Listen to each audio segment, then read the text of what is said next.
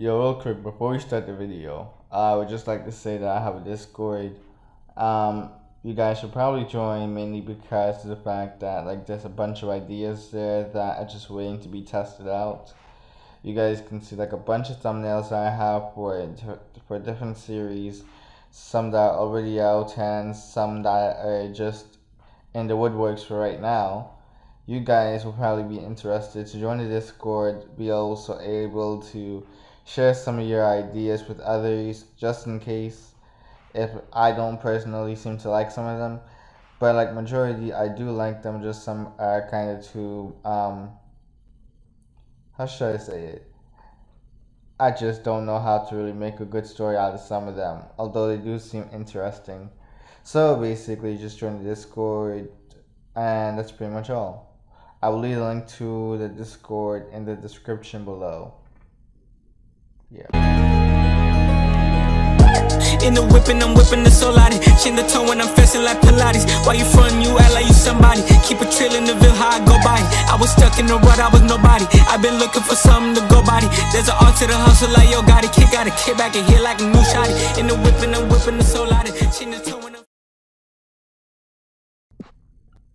Tatsumi was a fighter. That's something everyone knew. He had a pretty strong will despite all the times people tried to stomp on his dreams. He and his friends came from a rather poor village. The village leaders were incapable of providing much for the young ones. Food was lacking in their small village. They had to teach them how to survive on their own from an early age. Tatsumi was taught how to wield a sword by one of the retired veterans within their village. In case he ever did lose his sword though, he was also taught the art of hand-to-hand combat alongside blacksmithing. Tatsumi had a plan. He and his friends would join the kingdom's army, and over the years, they would rise in the ranks. He'd be able to give back to those who took the time to actually teach him how to survive on his own and give a more prosperous future to his small village. By the time the trio were teenagers, they packed their bags and started their journey. They were going to the capital. Unfortunately, along the way, Tatsumi found himself fighting this weird black creature with 8 legs. He figured that it was probably a danger beast. He wasn't exactly sure what type though. It really wasn't anything that he'd ever seen before. The creature's face was also weird. Several eyes weren't all that weird, but each and every last one of those eyes were pure white. Tatsumi went ahead and began chopping down on the beast's legs, causing it to scream in pain. He didn't stop there though. Tatsumi made sure to stab into what he believed was the monster's forehead. The monster collapsed not even 5 seconds later. He had a little difficulty, but not enough to really call it challenging. Tatsumi began to pant lightly, but he looked over to the people he saved. One of them had already fainted, though. Hey, do any of you guys know where the capital is? Tatsumi asked. Although they were shocked seeing how easily Tatsumi took down the monster, they snapped themselves out of the trance they were in and gave him the coordinates.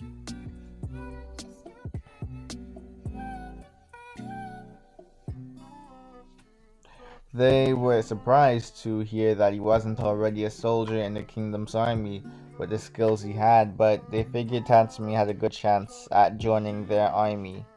Well, with the right connections, or if he really stood out. They wished Tatsumi the best before the boy made his way to the capital. What Tatsumi didn't realize during this time though was the fact that There was some black substance leaking off by the danger beast he killed. The substance attached itself to one of Tatsumi's shoes and practically merged with it as well. He didn't notice any difference though. It was only after he fell on his luck did he realize something odd. The first time he noticed something off about himself was when a blonde girl ended up conning him out of his money. He was angry when he found out that this girl had no connection to the army. She stole all of his savings. Jeez. He was so angry that he banged his fist on the bar's counter, accidentally forming a hole in it. Needless to say, he was immediately kicked out. He was on the streets now with nothing to his name. Oh, wasn't that great? Tatsumi only hoped that his friends were doing better than him at the time. Thankfully, right before it began to rain, a wealthy girl by the name of Arya invited him back to her house to stay for the night. She'd be willing to help him out since he seemed to be down on his luck right now. And she hated seeing people suffering. Tatsumi had a weird vibe about the girl, but figured that things couldn't get any worse than how they were now. He accepted her offer and followed her home. There he ended up finding out about the fact the kingdom was in shambles. Their king was a child and the prime minister was basically using them as a puppet in order to get what he wanted in the long run. There was also a group known for killing civilians by the name of Night Raid. Apparently they went for the wealthy and the girl's family was probably a target themselves. He overheard this from one of the guards of the house. This made Tatsumi kind of nervous, but he figured that since there were people to protect them, he'd be safe. Even if the group arrived, he wouldn't have to worry about them, right? Right? He was wrong. Very, extremely wrong. The guardians were absolutely no match for these guys. Tatsumi quickly ran to find Arya and inform her of the situation they were in.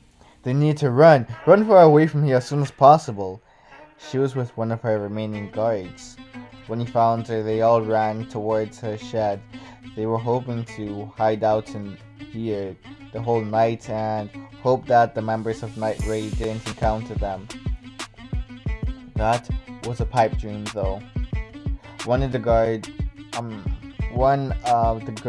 of Night Raid was able to catch up to them and easily dispose of the guard. They screamed in pain as they died from the cut that the black-haired girl of the Night Raid gave them. Tatsumi saw their veins bulge, but as far as he could tell, it was just a small cut the girl gave him.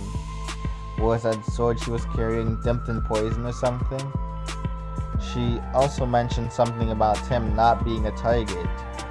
She pretty much just jumped over him at the time and focused on killing the guard. Soon it was going to be this kind girl too. Tatsumi looked over to the cowering Arya and decided to take up his sword against this member of Night Raid. He had to protect her after all. He was her only means of defense left. If no one else saved her, who would?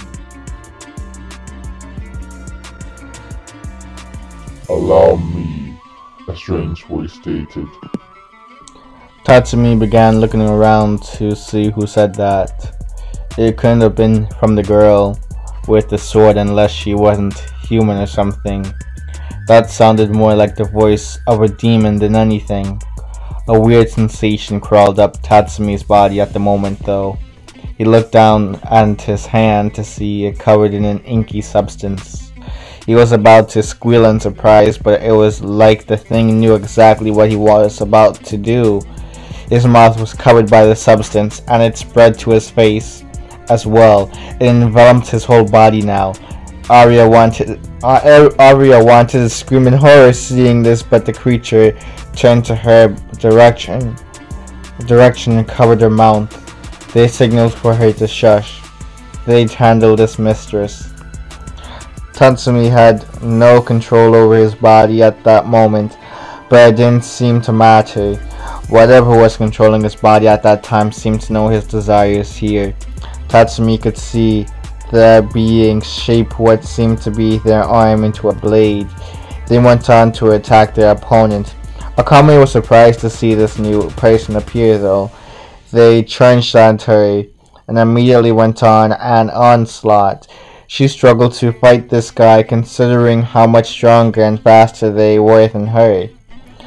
She tried cutting him down when she found an opening, but they just created tendrils that grabbed her katana.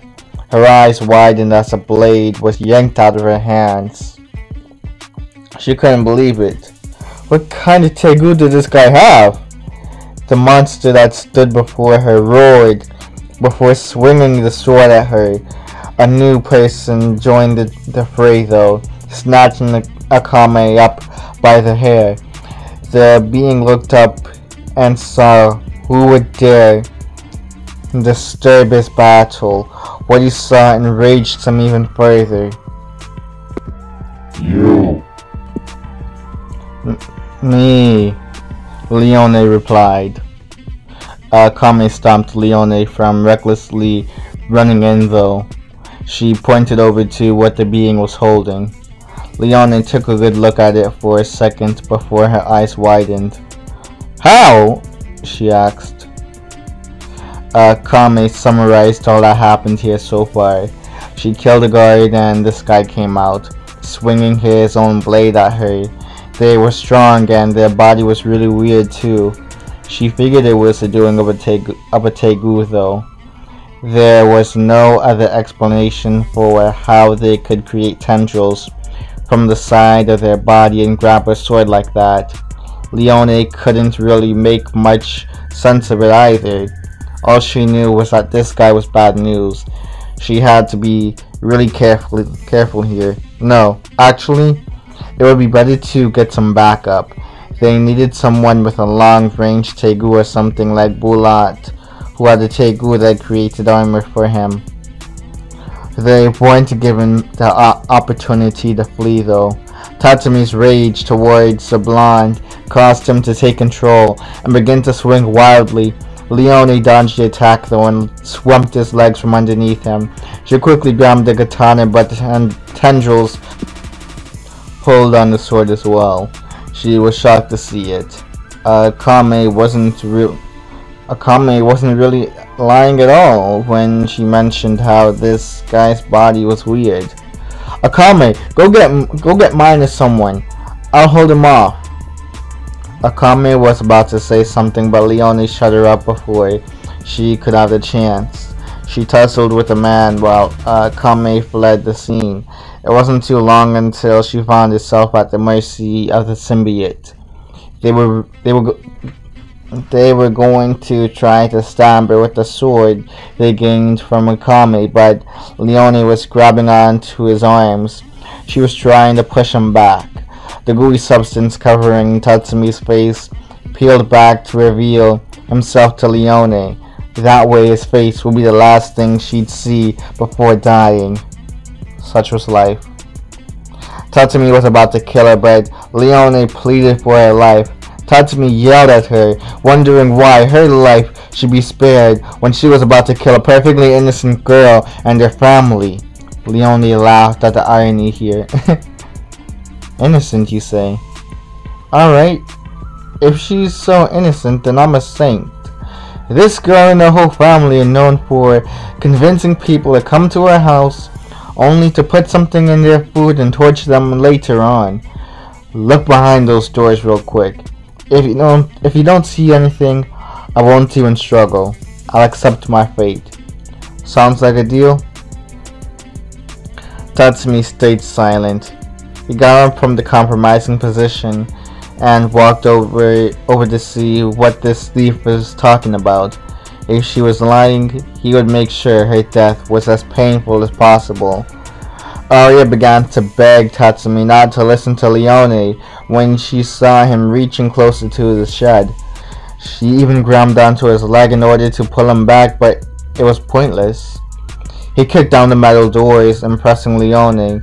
She knew this guy had to be strong, but he seemed to do that with no effort. Even she had to put in a little elbow grease in order to get through something like those metal doors. She walked behind Tatsumi, staying a fair distance away though. Tatsumi froze when he looked inside. No. He didn't want to believe this to be true, but he was seeing it with his own eyes now. What is all this? Tatsumi shrieked. Leone sighed and folded her arms. I told you, didn't I? I wouldn't lie about these sort of things. These sick bastards take newcomers entering the capital and torture them to death in order to amuse themselves. Now, with this new information in hand, what are you planning on doing? Leone asked. Tatsumi looked around but stopped when he saw Sayo. They called out for his name, but they were faint. Tatsumi dropped the sword when he heard their voices. Tears began to form in his eyes. They were a mixture of sadness and rage. Arya realized her situation here and gave up trying to hold on to the persona any longer. She revealed their true nature, mentioning how it was unfair that the one with black hair had such soft hair, while her own was always a struggle to manage every day, feeling like hay. That was the last straw in Tatsumi's book. He turned to Arya and punched a hole through her chest before the symbiote covered his head again. They roared and bit off her head. Leone was surprised to see this, but it accomplished their goal either way. For him to kill that girl wasn't a surprise, but that last part made Leone take a step back. Tatsumi turned to Leone, who was a bit nervous now. She couldn't really tell his expression with that mask covering his face, but he seemed hungry. Hey, I've got a proposal for you. Why don't you join us? There are a lot more wicked people out there that need to be dealt with, and you can make a profit off of doing this too. Heck, you can probably feast on some of them too if you want. Please don't kill me, she whispered the last part. Tatsumi didn't really know what to do here. He was lost and he just ate somebody. His heart shattered when he saw Yatsu. He ended up succumbing to the Labora disease. His heart was crushed. The two were so close that he could practically call him a brother. He took his last breath, thanking Tatsumi for avenging him. At least he could rest in peace. Tatsumi dropped down to his knees and began to tear up. His best friends were dead, and he really had no one else now. False. You have me. We have each other. We have these people extending their hands out to us in order to continue spreading justice across the land. Join the dark side. Become one with the darkness. We've already dipped our toes in it, so we have no choice. Do it! Do it! Do it! Fine, you win! Tatsumi exclaimed. Leone was confused and raised an eyebrow. I'll join your team. Night Raid is what you guys call it, right? Oh, wonderful. Come with me then. Tatsumi's black suit began to retreat back into wherever it was hiding, and Leone led Tatsumi over to where the rest of her group was. The one wearing the armor, after being explained the situation, immediately changed his tune and grabbed Tatsumi, launching him over his shoulder. Akame quickly went and grabbed his twin before they left the area. By the time they made it to the hideout, Tatsumi finally came back to his senses. He was now beginning to second-guess his decision. He wasn't exactly sure if he wanted to join Night Raid or not. Leone showed him across the place where he ended up meeting other people of Night Raid and realized their more unique personalities. That and, well, the sexuality of one of the other characters as well, if you get my gist. When he finally met their leader, Agenda, Tatsumi wanted to know what would happen to him if he were to, for whatever reason, refuse to join them. Contrary to his belief though, Agenda affirmed that they wouldn't kill him or anything. Rather, he would be a laborer.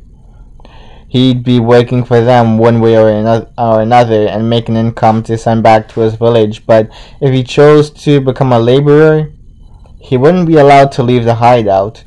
The voice in his head began whispering about how Tatsumi would join Night Raid. They wouldn't stop until he accepted Agenda's offer of being part of their team. Tatsumi looked up at Agenda with a determined look in his eyes and declared where his loyalty stood.